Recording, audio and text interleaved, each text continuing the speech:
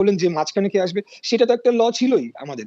ওই ল মানে 15th অ্যামেন্ডমেন্টের আগে তো একটা আইন ছিল, যেই আইনের বা যেই সিস্টেমের আন্ডারে আওয়ামী লীগও ইলেকশন করে 2 বার ক্ষমতা এসেছে, বিএনপিও ইলেকশন করে 2 বার ক্ষমতা এসেছে। তো ওটাকে তো চেঞ্জ করার কোনো দরকার ছিল না।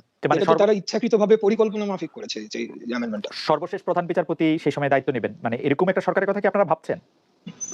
এটা এখন আমি তো কনস্টিটিউশনাল এক্সপার্ট না, এমপি সাহেব উনি ব্যারিস্টার মানুষ, উনি আরো ভালো বলতে পারবেন। তবে মানে people are not made for law, law is made for people. তো নতুন কোন আইন এখানে আনতেই হবে অবশ্যই, ডেফিনেটলি। সেটা ফর্মার চিফ জাস্টিস হতে পারে বা অন্য কোনো, সবগুলা পলিটিক্যাল পার্টি তারা একটা ভোটিং করতে পারে, যারা নিবন্ধিত পলিটিক্যাল পার্টি আছে।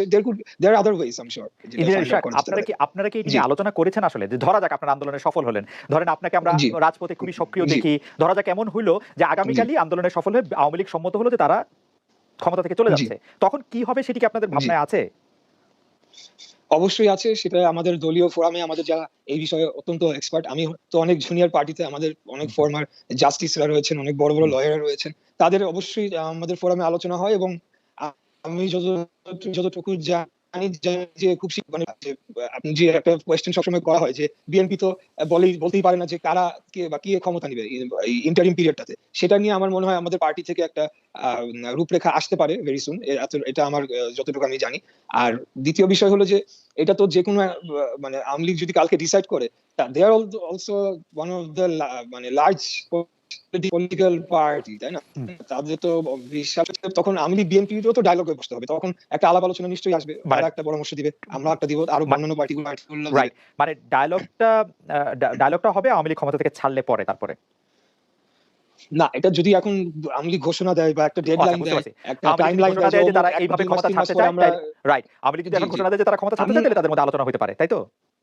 হ্যাঁ, আমার মনে হয় ইশাক আপনার কাছে আমরা ফিরবো, আমি একটু বেশি আহমেদ পাটোয়ারির কাছে ফিরতে চাই। বেশি আহমেদ পাটোয়ারি, মানে খুবই ইন্টারেস্টিং একটা মোড়ে মনে হয় বাংলাদেশের রাজনৈতিক অবস্থাটা আসছে, যেটার মধ্যে হচ্ছে যে জাতীয় পার্টির যে বর্তমান চেয়ারম্যান আছেন জনাব জি এম কাদেরের বক্তব্য আমরা দেখছি, যে জি এম কাদেরের বক্তব্য আমরা নানা রকম ভাবে, মানে আমি নিজেও ইন্টারভিউ করেছিলাম জি এম কাদেরকে, তো নানা রকম ভাবে সেটিকে ইন্টারপ্রেট করা যায়। আমি আপনার কাছে যদি প্রশ্ন করি, আপনিও জাতীয় পার্টির আসলে একজন মাননীয় সংসদ সদস্য এবং জাতীয় পার্টির নীতি নির্ধারকদের একজন, আপনার কাছে যদি আমি প্রশ্নটি করি যে নিরপেক্ষ নির্বাচনের দাবিটা, যত নিরপেক্ষ দলের অধীনে নির্বাচনের দাবিটা যতটা বিএনপি মনে করতেছে, ততটা কি জাতীয় পার্টি আসলে মনে করতেছে, বা জাতীয় পার্টির মনে কি ওরকম ইচ্ছাটা আছে, নাকি জাতীয় পার্টি 2018 এবং 2014 মতো নির্বাচন হলেই নিজেদের নিরাপদ মনে করে? আসলে সুষ্ঠু নির্বাচন না হলে কেউই আমরা নিরাপদ না। তবে বিএনপি যেমন সরাসরি ভোট বর্জনের কথা বলতে পারছে, আমরা এখনো সেভাবে বলতে পারছি না। বিএনপি যখন স্পষ্ট করে বলতে পারছে নিরপেক্ষ সরকার, নির্দলীয় সরকার, আমরা এটা নিয়ে কাজ করছি। সংবিধানের আলোকে কি কি ফরম্যাট করা যায়, আর সংবিধান সংশোধন করে কি কি ফরম্যাট করা যায়, এই দুটি আছে। এবং এখানে ইশরাক কবির আমাদের প্রমিজিং একজন ইয়াং লিডার, ওনার বাবা সাদেক হোসেন খোকা সর্বজন শ্রদ্ধেয় নেতা, ইশরাক সাহেব নিজেও স্বল্প সময় বাংলাদেশে অত্যন্ত একটি গুরুত্বপূর্ণ ভূমিকা পালন করছেন, ইউথ আইকন। এবং ওনাকেও স্বীকার করতে হবে আওয়ামী লীগকে বাদ দিয়ে কিন্তু সমাধান হবে না। আমরা যতই আন্দোলনের কথা বলি, যতই প্রেশার কথা বলি, আলটিমেটলি কিন্তু আওয়ামী লীগকে সমঝোতায় আনতে হবে, বোর্ডে আনতে হবে, আলোচনায় আনতে হবে, এবং সেক্ষেত্রে সবাইকেই কিন্তু কনসেশন দিতে হবে। যে মানে একদম স্ট্রিক্ট যেটা আমরা বলছি, যে যা বলছি সেখান থেকে আমাদের সরে আসতে হবে কিছুটা দেশের স্বার্থে। আদারওয়াইজ এক্সট্রা কনস্টিটিউশনাল গভর্নমেন্ট ছাড়া তো আর কোনো সমাধান নাই। সেটার অ্যাটেম্প যে গত 10 বছরে হয়নি এমনটা না, কিন্তু অ্যাটেম্প গুলো ব্যর্থ হয়েছে। এখন আওয়ামী লীগ ক্ষমতায় আছে, তারা নিশ্চয়ই ওই ধরনের কোনো অ্যাটেম্পকে সহায়তা করবে না, ব্যর্থ করবে, নস্যাৎ করবে।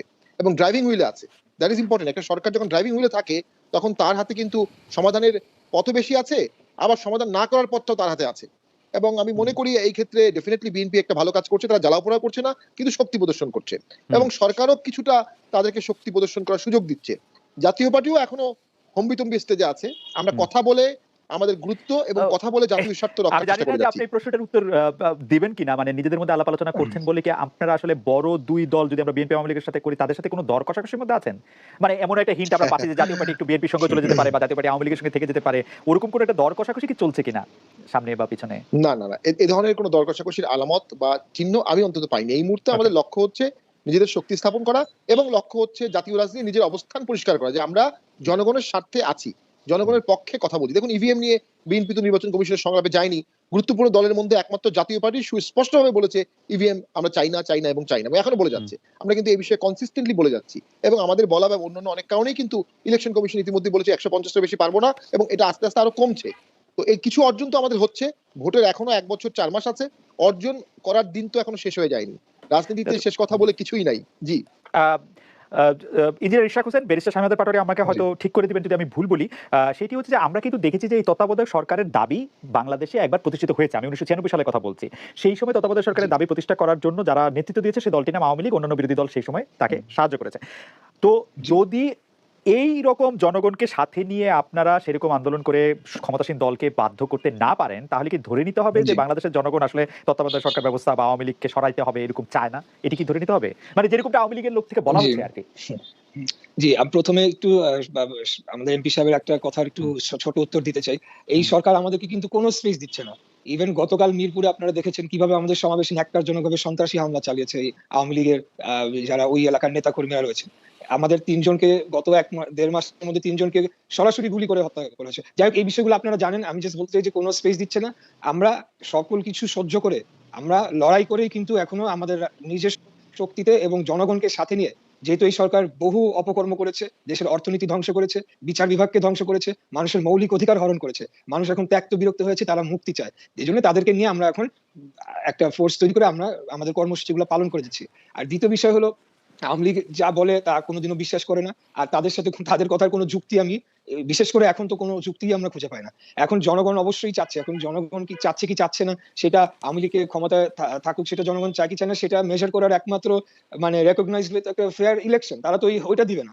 আর আমাদেরকে দমন পীড়ন করে এখন যদি তারা সেইখানে সাকসেসফুল হয়ে যায়, এটা তো নতুন কিছু না। ওখানে তো পৃথিবীর ইতিহাসে তো যুগ যুগ ধরে এরকম এক মানে অথরিটেরিয়ান বহু গভর্নমেন্ট আসছে, তারা দীর্ঘ সময় ক্ষমতায় ছিল। তার মানে তো এই না যে তাদের দেশের জনগণ ওই গভর্নমেন্টকে চেয়েছে। সো এটা